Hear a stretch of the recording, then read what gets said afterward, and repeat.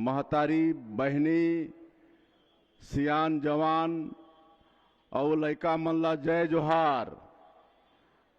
आज हमन 77वां गणतंत्र पर्व मनावत हवन। आप मन ला गणतंत्र दिवस के गाड़ा गाड़ा बधाई और शुभकामना। जहां तक मेरी नजरें जा रही हैं, हर तरफ तिरंगे की शान दिख रही है। मां भारती की हर संतान उल्लास से भरी हुई दिखती है। हर नागरिक के हृदय में राष्ट्र प्रेम हिलोरे ले रहा है।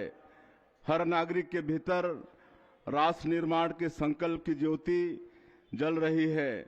मां भारती के ऐसे वीर संतानों का गणतंत्र दिवस के शुभ अवसर पर मैं हार्दिक अभिनंदन करता हूं। आज का दिन राष्ट्रीय पर्व की खुशियां मनाने का दिन है। आज का दिन राष्ट्र के लिए बलिदान देने वाले हमारे महापुरुषों को याद करने का दिन है। हम सब कृतज्ञ हैं उन सभी स्वतंत्रता संग्राम सेनानियों के प्रति जिन्होंने आज़ादी के लिए कठिन संघर्ष किया और भारत को दुनिया का सबसे बड़ा गणतंत्र बनाया। आज के दिन हम अपने संविधान निर्माताओं का स्मरण करते हैं। बाबा साहेब डॉक्टर भीमराव अंबेडकर द्वारा बनाया गया हमारा संविधान बाबा गुरु घासीदास जी द्वारा दिए गए मन के एक समान के संदेश को आत्मसात करने की प्रेरणा देता है। भारतीय परंपरा में तुलसीदास और कबीरदास जैसे महान संतों ने राज व्यवस्था में अभिव्यक्ति की स्वतंत्रता को सबसे ऊपर रखा था। हमारा संविधान हर नागरिक को इसका अधिकार प्रदान करता है। भारतीय गणतंत्र ने एक ऐसा खुला समाज बनाया है जिसमें हर नागरिक राष्ट्र के लिए अपने विचार रख सकता है। आज के दिन देश के सभी नागरिक संविधान द्वारा प्रदत्त इन अधिकारों का उत्सव मनाते हैं। अभी हमने राज्य स्थापना का रजत महोत्सव मनाया है। हमारे पूर्व प्रधानमंत्री भारत रत्न श्रद्धेय अटल बिहारी वाजपेयी जी ने हमें छत्तीसगढ़ राज्य की सौगात दी थी। हमने उनके जन शताब्दी वर्ष को अटल निर्माण वर्ष के रूप में मनाया है। रजत जयंती के मौके पर संविधान के मंदिर, हमारे विधानसभा के नए भवन का लोकार्पण यशस्वी प्रधानमंत्री श्री नरेंद्र मोदी जी के हाथों संपन्न हुआ है। हमारी लोकतांत्रिक आस्था का प्रतीक यह भवन सही मायने में छत्तीसगढ़ी अस्मिता का प्रतिनिधित्व करता है। धान की बालियों की डिजाइन और बस्तर सरबूजा की लोक कला से समृद्ध इस भवन की वास्तुकला में छत्तीसगढ़ की माटी का प्रतिबिंब झलकता है। 25 वर्ष पूर्व रायपुर के राजकुमार कॉलेज के जसपुर हाल में हमारी विधानसभा का पहला सत्र आयोजित हुआ था। राज्य के साथ ही विधानसभा ने भी अपनी समृद्ध परंपरा की रजत जयंती मनाई है। यहाँ ऐसी अनेक लोकतांत्रिक परंपराएं स्थापित हुई जिनका अनुकरण अन्य राज्यों की विधानसभा ने भी किया। इस वर्ष हमने राष्ट्रगीत वंदे मातरम की 150वीं जयंती भी मनाई। हमने नवनिर्मित विधानसभा भवन में राष्ट्र निर्माण में वंदे मातरम के योगदान पर विशेष चर्चा भी की। सुकमा जिले के कोंटा से लेकर मनेन्द्रगढ़, चिरमिरी, भरतपुर जिले के सीतामढ़ी, हरचौका तक प्रदेश के हर कोने में लोगों ने वंदे मातरम का सस्वर गान किया। मां भारती की प्रशंसा में लिखे गए हमारे राष्ट्रगीत का यह सम्मान बंकिम दा को सच्ची श्रद्धांजलि है। यह वर्ष डॉक्टर श्यामा प्रसाद मुखर्जी का 125वां जयंती वर्ष भी है। एक राष्ट्र एक निशान एक विधान के माध्यम से उन्होंने मां भारती की अखंडता के लिए बलिदान दिया। जब जम्मू कश्मीर से धारा 370 हटाई गई तो यह राष्ट्र की ओर से डॉक्टर मुखर्जी को सच्ची श्रद्धांजलि थी। इस बार हमने जनजातीय गौरव दिवस के अवसर पर धरती आबा भगवान बिरसा मुंडा की 125वीं जयंती भी मनाई। भगवान श्री बिरसा मुंडा ने जनजातीय समाज में आत्मगौरव का भाव जगाया। उन्होंने ब्रिटिश शोषण और औपनिवेशिक कानूनों के विरुद्ध कड़ा संघर्ष किया और अपना बलिदान दिया। छत्तीसगढ़ की धरती भी ब्रिटिश शोषण के विरुद्ध जनजातीय विद्रोहों की गवाह रही है। स्वतंत्रता संग्राम में जंगल सत्याग्रह के माध्यम से जनजातीय नायकों ने अपना महत्वपूर्ण योगदान दिया। छत्तीसगढ़ के जनजातीय नायकों के आजादी की लड़ाई में किए गए बलिदान की कहानी हम डिजिटल माध्यम से सुना रहे हैं। शहीद वीर नारायण सिंह जनजातीय स्वतंत्रता संग्राम सेनानी संग्रहालय का लोकार्पण भी माननीय प्रधानमंत्री श्री नरेंद्र मोदी जी ने राज्य स्थापना दिवस के अवसर पर किया। यह देश का पहला डिजिटल संग्रहालय है। राष्ट्र की अस्मिता के लिए बलिदान देने वाले हमारे जनजातीय नायकों के चरित्र को दिखाने वाला यह म्यूजियम आज की पीढ़ी के लिए तीर्थ स्थल की तरह है। यहाँ बड़ी संख्या में लोग जुड़ते हैं और अपने नायकों के प्रति सदा भाव से भर जाते हैं। शहीदों की चिताओं पर जुड़ेंगे हर बरस मेले, वतन पर मरने वालों का यही बाकी निशा होगा। आज के दिन हम अभिनंदन करते हैं अपने वीर जवानों का, जिन्होंने अपनी जान की बाजी लगाकर अपनी धरती को माओवाद के खतरे से मुक्त करने का बीड़ा उठाया। माओवादी हिंसक विचारधारा देश के लोकतंत्र को बड़ी चुनौती है। इनकी आस्था संविधान में नहीं, राष्ट्र की अस्मिता में नहीं, राष्ट्र की अस्मिता के प्रतीक चिन्हों में नहीं, इस कैंसर की तरह व्याधि का उपाय यही है कि इसे जड़ से नष्ट किया जाए। प्रधानमंत्री जी के नेतृत्व में एवं केंद्रीय गृह मंत्री श्री अमित शाह जी के मार्गदर्शन में हमने सुनियोजित रणनीति अपनाकर माओवादियों को चुनौती दी। हमारे जवानों ने रात दिन कठिन मौसम और दुर्गम परिस्थितियों में हर पल खतरे का सामना करते हुए एरिया डोमिनेशन किया और अपने साहस तथा शौर्य से हर लक्ष्य को प्राप्त किया। माओवादी हिंसा को समाप्त करने का यह बेहद कठिन लक्ष्य अब पूरा होने को है। इसी साल के मार्च महीने तक हम माओवाद को इस सुंदर धरती से जड़ मुक्त कर देंगे। खुशी की बात यह है कि अनेक लोग जो रास्ता भटक चुके थे वे अब लोकतंत्र की मुख्यधारा में वापस लौट रहे हैं। उन्होंने हथियार रख दिए और अपने हाथों में बाबा साहेब का संविधान थामा। राष्ट्रपिता महात्मा गांधी के देश में यह सबसे सुंदर तस्वीर देखने में आई और इसने संविधान की सत्यमेव जयते की भावना को पुष्ट किया है। कुछ महीनों पहले जब मैं कार्यक्रम में भाग लेने जगदलपुर गया था, वहां मैं बस्तर कैफे गया। वहां आत्मसमर्पित नक्सली महिलाएं अब कैफे संभालती हैं। हिंसा की राह छोड़कर लोगों की सेवा की राह में आने से उनके चेहरे पर जो खुशी मैंने देखी उसे बयां करने के लिए मेरे पास कोई शब्द नहीं है। हर काली अंधेरी रात के बाद नई सुबह होती है। अब नक्सल मुक्त क्षेत्र में विकास का सूरज दमक रहा है। बच्चों के चेहरे से भय का साया हट गया है। उनके हाथों में किताबें हैं। बस्तर को इस नए रूप में देखना बहुत ही अच्छा लगता है। किसी राज्य की रजत जयंती आत्मावलोकन का अवसर भी है। इसकी कसौटी यह है कि पुरखों द्वारा बताए गए आदर्शों पर हम कितने खरे उतर पाए। छत्तीसगढ़ का समाज अपने पुरखों द्वारा दिखाए राह पर चलते हुए सबका साथ, सबका विकास, सबका विश्वास और सबका प्रयास की भावना से छत्तीसगढ़ महतारी की सेवा में जुटा हुआ है। भारत के प्रथम स्वतंत्रता संग्राम के दौरान छत्तीसगढ़ में विद्रोह की मशाल शहीद वीर नारायण सिंह जी जैसी सूरवीरों ने जलाई। उन्होंने न केवल अंग्रेजी औपनिवेशिक शासन का विरोध किया, अपितु एक ऐसी वैकल्पिक व्यवस्था की राह भी दिखाई जो अंत्योदय के प्रति गहरी संवेदना रखती है। उन्होंने जमाखोरी का विरोध कर अकाल के दौरान भूख से पीड़ित लोगों के पेट की ज्वाला शांत की। छत्तीसगढ़ का पीडीएस मॉडल शहीद वीर नारायण सिंह जी को सच्ची श्रद्धांजलि है। हमारे यहाँ कहावत है कि दुबर बरदुआ साड़। इस कहावत से किसान भाइयों की दिक्कतें स्पष्ट रूप से समझ आती है कि खेती किसानी करना कितना कठिन कार्य है। राज बनने के बाद हमारी सबसे बड़ी चुनौती थी अन्नदाताओं का सुख और संतोष।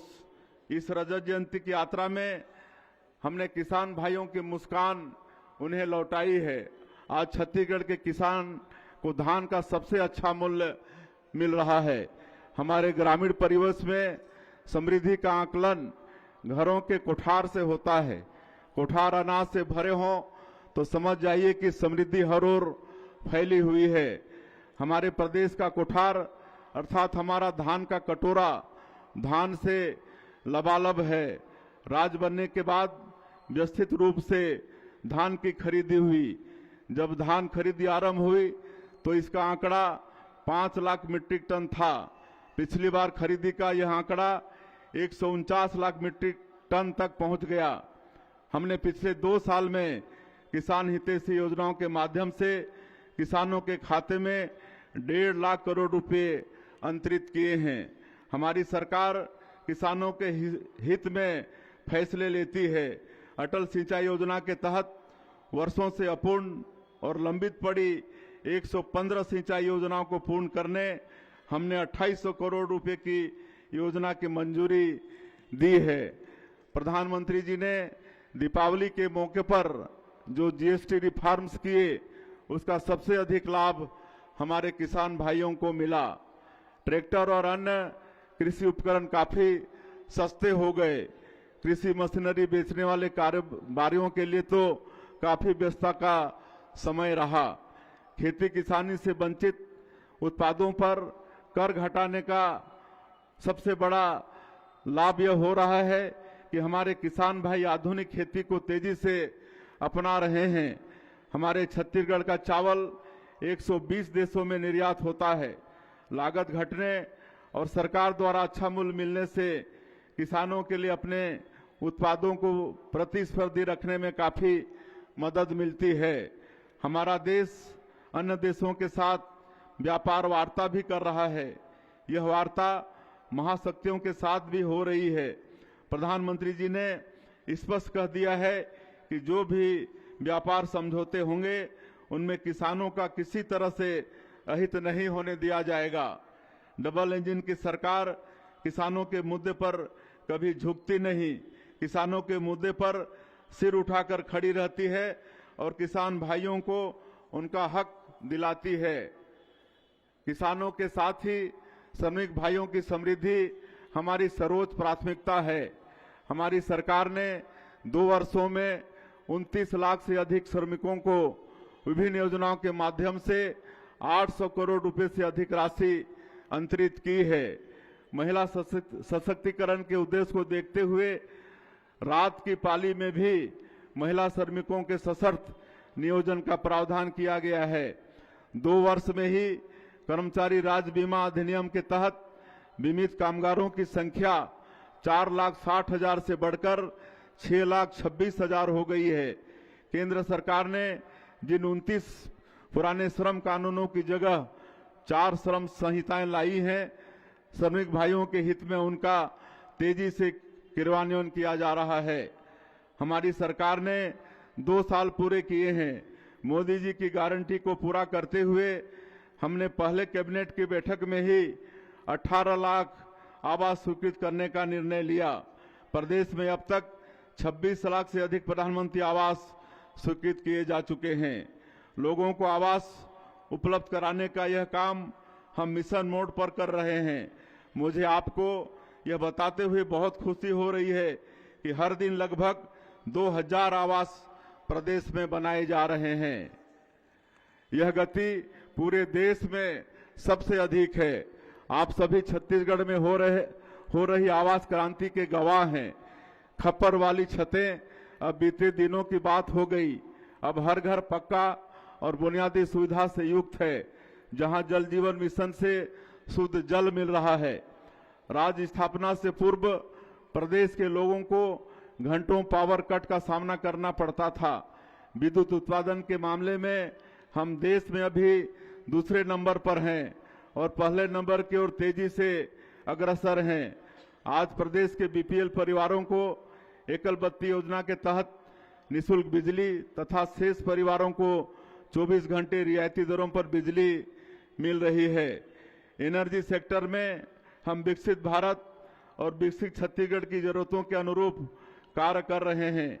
इसी क्रम में प्रधानमंत्री जी ने सीपत में 9,790 करोड़ रुपए के सुपर थर्मल पावर प्रोजेक्ट की आधारशिला रखी है। डबल इंजन की सरकार का फोकस शून्य कार्बन उत्सर्जन लक्ष्य को लेकर है और इसी के अनुरूप कोरिया, सरगुजा, बलरामपुर जैसे जिलों में सिटी गैस डिस्ट्रीब्यूशन पाइपलाइन पर काम कर रहे हैं। प्रधानमंत्री सौर घर मुफ्त बिजली योजना में केंद्र सरकार के साथ राज्य सरकार की सब्सिडी भी मिल रही है, जिसके चलते बड़ी संख्या में लोगों ने अक्षय ऊर्जा के लिए रजिस्ट्रेशन कराया है। हमने गेल से भी एमओयू किया है, जिसके तहत गैस आधारित उर्वरक परियोजना मुख्य रूप से 12.7 लाख मीट्रिक टन प्रतिवर्ष क्षमता वाले यूरिया उत्पादन प्लांट पर केंद्रित है। नक्सलवाद की वजह से बस्तर में योजनाओं का क्रियान्वयन धीमा रह गया था, लेकिन अब इसने रफ्तार पकड़ ली है। नक्सलवाद ने लोगों को बेघर किया। हम हथियार छोड़ मुख्यधारा में लौटने वाले लोगों को पक्का घर दे रहे हैं। इसके लिए 15,000 आवास हमने स्वीकृत किए हैं। पीएम जनमन योजना के माध्यम से विशेष पिछड़ी जनजाति के लिए हम अब तक 33,217 आवास स्वीकृत कर चुके हैं। हमने छत्तीसगढ़ महतारी को संवारने का संकल्प लिया है। छत्तीसगढ़ महतारी को गढ़ने में, संवारने में सबसे ज्यादा भूमिका हमारी माता बहनों की है। मुझे खुशी है कि महिलाओं के सम्मान का पूरा ध्यान रखते हुए हमारी सरकार महतारी बंधन योजना के माध्यम से करीब 70 लाख महिलाओं को प्रति माह 1,000 रुपये की सम्मान राशि प्रदान कर रही है। अब तक 23 किस्तों में 14,948 करोड़ रुपए की राशि माता बहनों के खाता में भेज चुके हैं। प्रधानमंत्री जी ने अगले 10 सालों में देश को मैकाले की मानसिकता से पूरी तरह से मुक्त करने का लक्ष्य रखा है। भारत एक समय विश्व गुरु रहा, लेकिन मैकाले की मानसिकता ने समाज पर ऐसा असर डाला कि लोग हर विचार को पश्चिमी नजरिए से देखने लगे और अपनी भारतीय संस्कृति के आदर्शों को भूलते गए। इस मानसिकता को भारतीय मूल्यों से युक्त शिक्षा से बदला जा सकता है। जब हमने सरकार का कामकाज संभाला तो हमारे सामने एक बड़ी चुनौती शिक्षा को लेकर ही थी। यह 2 कारणों से थी। जो ऑनलाइन क्लासेस हुई उनसे बच्चों को काफी लर्निंग लॉस हुआ। बच्चों को पढ़ने लिखने और गणित की सामान्य क्रियाएं करने में भी परेशानी होती थी। इस लर्निंग लॉस को ठीक करना बड़ी चुनौती थी। इस पर हमने विशेष रूप से मेहनत की। दूसरी इससे भी बड़ी समस्या दूरस्थ एवं ग्रामीण क्षेत्रों में शिक्षकों की कमी की थी। 453 ऐसे स्कूल थे जहां एक भी शिक्षक नहीं थे और 1428 स्कूल केवल एक शिक्षक के भरोसे चल रहे थे, जबकि राष्ट्रीय छात्र शिक्षक अनुपात की तुलना में हमारे प्रदेश में इसका अनुपात बहुत ही अच्छा है। हमने युक्तियुक्तकरण के माध्यम से शहरों के अतिशय शिक्षकों की ग्रामीण क्षेत्रों में पदस्थापना की और इस तरह से यह समस्या दूर हुई। अब जब मैं ग्रामीण क्षेत्रों में जाता हूं, लोग बहुत खुशी से बताते हैं कि उनके स्कूल में शिक्षक पहुंच गए हैं। स्कूल में बढ़िया पढ़ाई हो रही है। राष्ट्रीय शिक्षा नीति लागू होने के बाद बच्चे स्थानीय भाषाओं में पढ़ रहे हैं। इससे उन्हें सीखने में काफी आसानी हो रही है। हमने स्कूलों में आईटी आधारित मॉनिटरिंग को विद्या समीक्षा केंद्र के माध्यम से लागू किया है। हम राज्य में 9,000 स्मार्ट क्लास आरंभ करने जा रहे हैं और 22,000 कंप्यूटर लगवाएंगे। हाल ही में राष्ट्रीय स्तर पर परख सर्वेक्षण हुआ। सर्वेक्षण में राज्य की स्थिति बेहतर हुई है। इसका श्रेय मैं सभी शिक्षकों को देना चाहूंगा। उच्च शिक्षा में भी हमने राष्ट्रीय शिक्षा नीति को लागू किया है। पिछले महीने हमने कबीरधाम में मेडिकल कॉलेज भवन के निर्माण का कार्य शुभारंभ किया है। मुझे लगता है कि छत्तीसगढ़ की रजत जयंती यात्रा को समझना है तो यहाँ मेडिकल शिक्षा के विकास को समझना होगा। पहले यहाँ रायपुर में ही मेडिकल कॉलेज था, अब प्रदेश में 15 मेडिकल कॉलेज स्वीकृत हो चुके हैं। हमारी सरकार ने बिलासपुर में मल्टी सुपर स्पेशलिटी हॉस्पिटल के माध्यम से स्वास्थ्य सुविधाओं को सुदृढ़ किया है। इसके साथ ही कोनी में शासकीय फिजियोथेरेपी कॉलेज के लिए भूमि का चिन्हांकन भी कर लिया गया है। हमने एमबीबीएस की पढ़ाई हिंदी में कराने की व्यवस्था आरंभ की है। आईआईटी की तर्ज पर हम राज्य के जसपुर, बस्तर, कबीरधाम, रायपुर और रायगढ़ में प्रौद्योगिकी संस्थाओं का निर्माण करने जा रहे हैं। हमारी युवा आबादी हमारे लिए बड़ी संभावना है। हम राष्ट्रीय स्तर की संस्थाओं को प्रदेश में ला रहे हैं। नवा रायपुर को हम एडू सिटी के रूप में विकसित कर रहे हैं। हम निफ्ट, नाइलिट और फोरेंसिक यूनिवर्सिटी जैसे संस्थान यहां आरंभ कर रहे हैं। युवाओं को पढ़ने लिखने की बेहतर जगह मिल पाए, इसके लिए हम रायपुर के नालंदा परिसर की तर्ज पर 34 नगरीय निकायों में अत्याधुनिक लाइब्रेरी बना रहे हैं। युवाओं के स्किल ट्रेनिंग से लेकर नए जमाने के कोर्सेस आदि की सुविधा देने के लिए सरकार हर संभव प्रयास कर रही है। 160 आईटीआई को हमने 484 करोड़ रुपए की लागत से मॉडल आईटीआई के रूप में उन्नयन किया है। हम पैन आईआईटी संस्था के माध्यम से भी स्किल अपग्रेडेशन के लिए काम कर रहे हैं। नई स्टार्टअप नीति के माध्यम से हमने 50,000 विद्यार्थियों को स्टार्टअप से जोड़ने का लक्ष्य रखा है। हमारे देश ने वर्ष 2036 में ओलंपिक खेलों के लिए दावेदारी की है।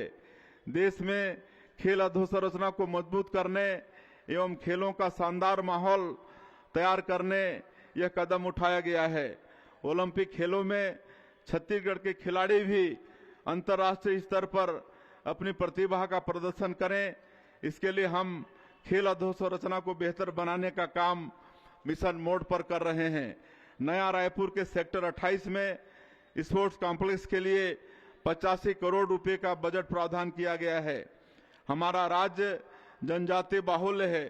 तीरंदाजी की कला हमारे जनजातीय क्षेत्र की पहचान रही है। इसे निखारने के लिए हमने राष्ट्रीय आर्चरी एकेडमी की स्थापना हेतु नवा रायपुर में 13 एकड़ जमीन आवंटित की है। खिलाड़ियों को प्रोत्साहित करने हमने ओलंपिक खेलों में पदक विजेताओं के लिए विशेष धनराशि की घोषणा भी की है। खेल प्रतियोगिताएं कभी आसान जगहों में आयोजित नहीं होती। खेल सुकून के वातावरण में खेले जाते हैं। बस्तर में भी ऐसा ही सुकून लौट आया है। बस्तर ओलंपिक के आयोजन के माध्यम से हमने खेल के माध्यम से बस्तर की नई पहचान देश और दुनिया के सामने रखी है। पिछले वर्ष इन खेलों में 1,65,000 लोगों ने हिस्सा लिया था। इस बार 3,92,000 लोगों ने भाग लिया। इस साल हमें खेलो इंडिया ट्राइबल गेम्स की मेजबानी भी मिली है। प्रदेशों में खेलों का परिदृश्य उज्जवल है और हम इसकी बेहतर के लिए निरंतर काम कर रहे हैं। प्रदेश की नई औद्योगिक नीति युवा आबादी के लिए बड़े पैमाने पर रोजगार सृजन की उम्मीदें लेकर आई है। नई नीति के तहत हम सिंगल विंडो सिस्टम और ईज ऑफ डूइंग बिजनेस के तहत निवेश में अनुदान प्रावधान तथा अन्य आकर्षक सुविधाएं निवेशकों को प्रदान कर रहे हैं। नई नीति के तहत हमने मुंबई, दिल्ली, अहमदाबाद और बंगलुरु जैसे महानगरों के साथ ही जापान एवं दक्षिण कोरिया में भी निवेश सम्मेलन किए। जापान में आयोजित होने वाला ओसाका वर्ल्ड एक्सपो उद्यमों के लिए दुनिया के सबसे महत्वपूर्ण आयोजनों में से है। यहाँ हमने छत्तीसगढ़ की विशेषताओं को दिखाते हुए पवेलियन लगाया और नई औद्योगिक नीति तथा छत्तीसगढ़ की निवेश संभावनाओं के बारे में जानकारी दी। हमने यह सारी जानकारी जापानी भाषा में दी। यह उनके लिए अनूठा अनुभव था। दोनों ही देशों के निवेशकों ने छत्तीसगढ़ में निवेश करने पर रुचि दिखाई है। देश दुनिया से अब तक हमें 7,83,000 करोड़ रुपए के निवेश प्रस्ताव प्राप्त हो चुके हैं। इन पर तेजी से काम किया जा रहा है। हमने स्टेट कैपिटल रीजन का निर्माण किया है और इसके तेज विकास के लिए प्राधिकरण का गठन किया है। व्यवस्थित विकास और फ्यूचर प्लानिंग के चलते यह रीजन देश के सबसे तेजी से बढ़ते औद्योगिक केंद्र तथा ईज ऑफ लिविंग के मामले में देश के अग्रणी शहरों में होगा। यहां हम ग्लोबल कैपेबिलिटी सेंटर स्थापित करने पर भी काम कर रहे हैं ताकि दुनिया भर की बहुराष्ट्रीय कंपनियां यहां से अपना कार्य कर सकें। भविष्य एआई का है। ऊर्जा की अपार उपलब्धता के चलते एआई से जुड़े उपकरणों की धुरी छत्तीसगढ़ से संचालित होंगी। हमने अटल नगर नवा रायपुर में एआई डाटा सेंटर पार्क आरंभ किया है। इसकी लोकेशन भी इसको महत्वपूर्ण बनाती है। यहां से देश के कोने कोने में डाटा सबसे कम समय में पहुंचाया जा सकता है। सेमीकंडक्टर यूनिट पर काम शुरू हो गया है। आईटी हब के साथ ही नवा रायपुर फार्मा हब के रूप में भी उभर रहा है।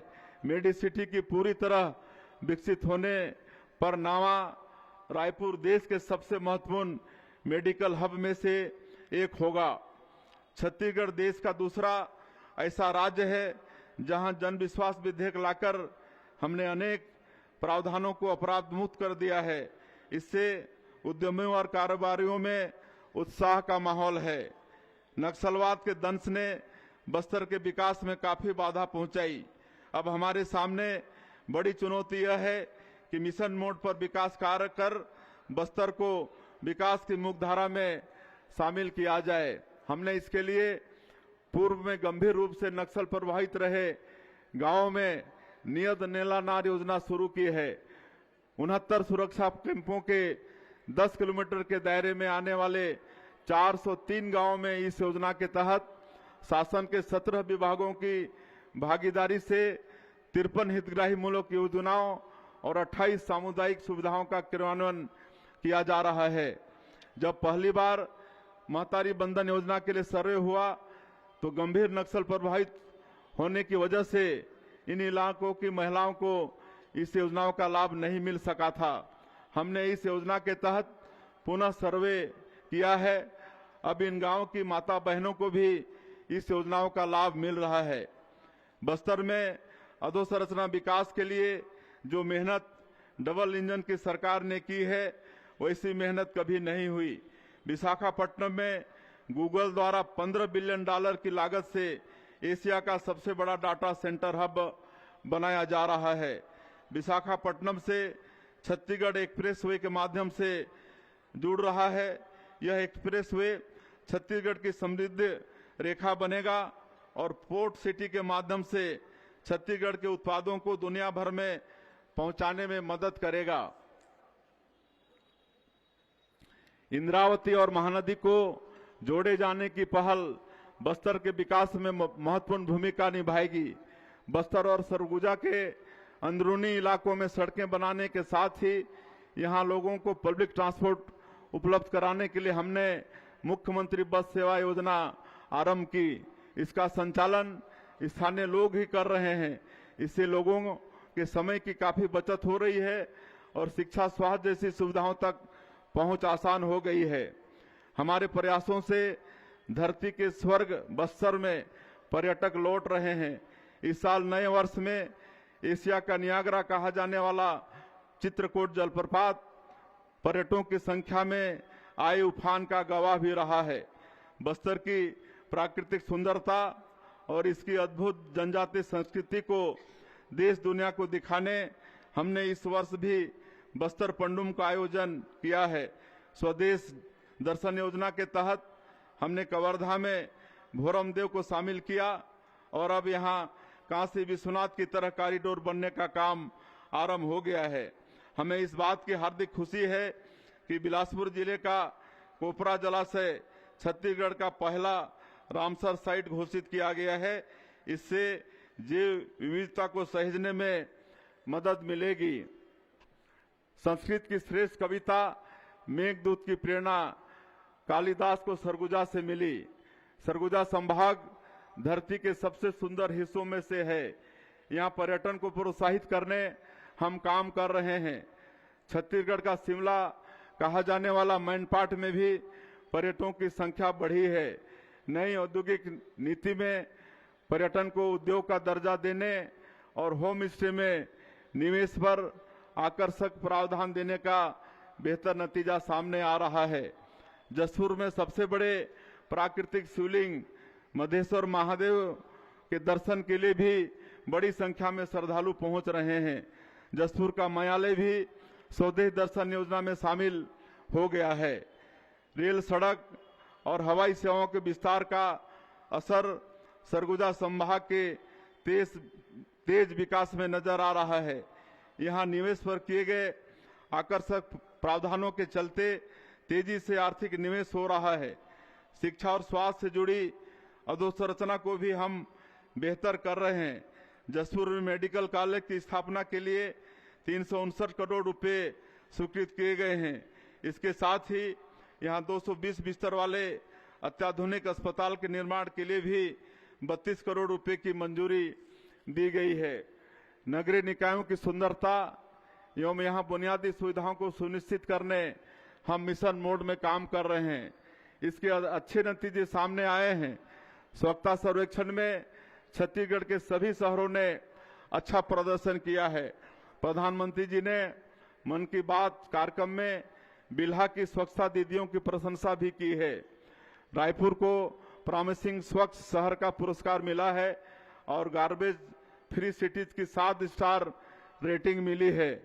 3 लाख से 10 लाख की आबादी वाले शहरों की श्रेणी में बिलासपुर को दूसरा स्थान प्राप्त हुआ है।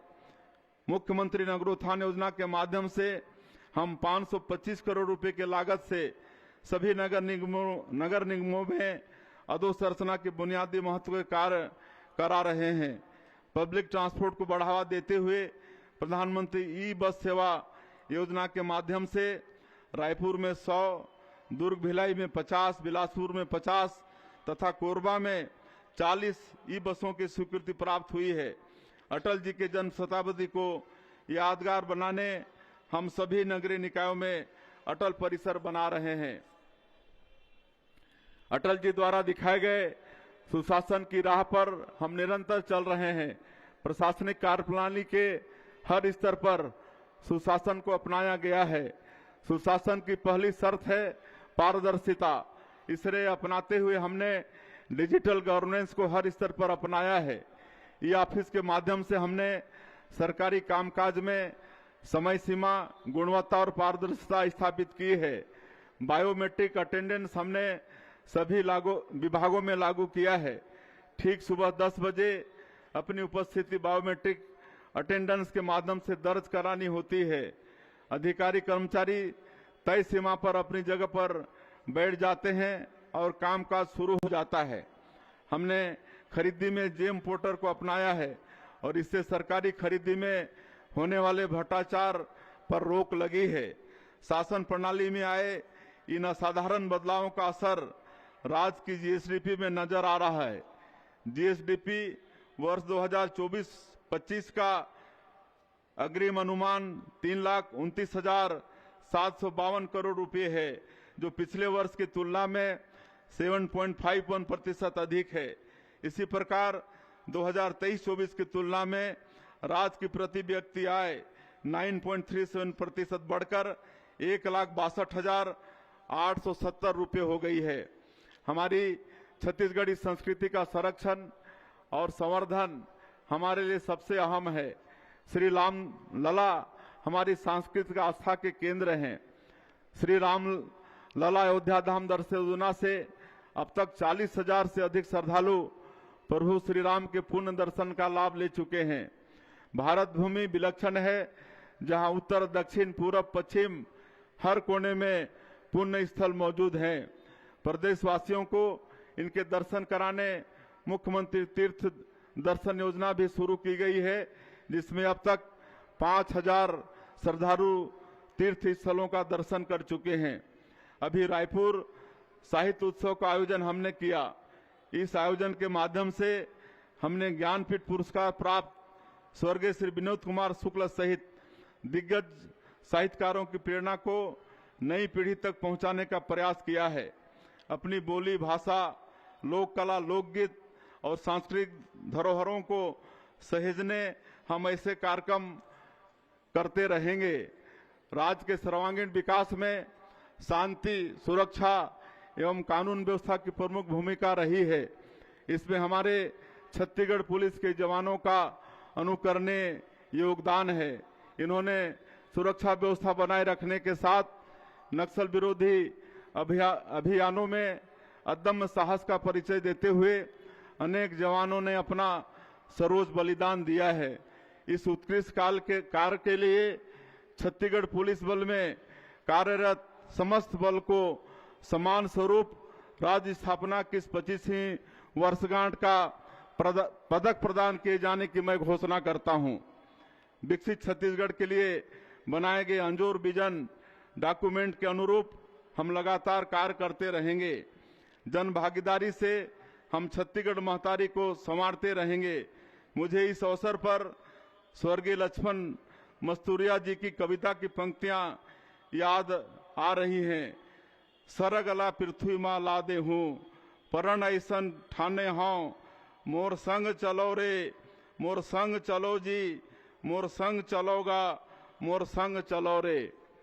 मस्तूरिया जी की इन पंक्तियों को साकार करना है और विकसित छत्तीसगढ़ का निर्माण करना है। आप सभी की भागीदारी से निश्चित ही हम यह लक्ष्य प्राप्त करेंगे। आप सभी को पुनः एक बार गणतंत्र दिवस की बहुत बहुत बधाई, बहुत बहुत शुभकामनाएं। जय हिंद, जय छत्तीसगढ़।